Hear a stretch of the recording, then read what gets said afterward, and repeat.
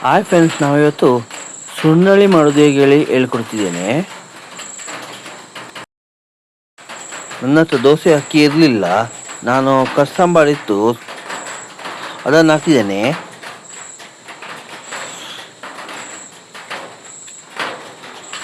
ಅದಕ್ಕೆ 2 ಚಮಚ ನಾನು ಮೆಂತ್ಯ ಹಾಕಿದ್ದೇನೆ.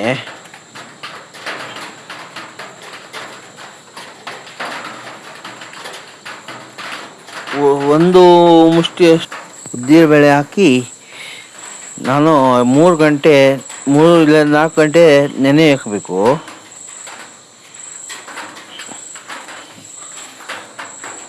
ಅದಕ್ಕೆ ಹಳದಿ ಹುಡಿ ಹಾಕಿ ಮಿಕ್ಸಿಯಲ್ಲಿ ಕಡಿಬೇಕು. ನೋಡಿ, ಇದೆಲ್ಲ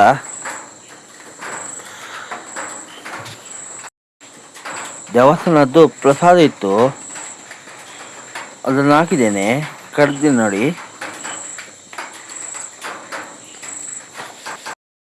ತವ ಬಿಸಿಯಾಗಿದೆ. ಈಗ ಹಿಟ್ಟನ್ನು ಅದಕ್ಕೆ ಹಾಕ್ತಾ ಇದ್ದೇನೆ. ನೋಡಿ,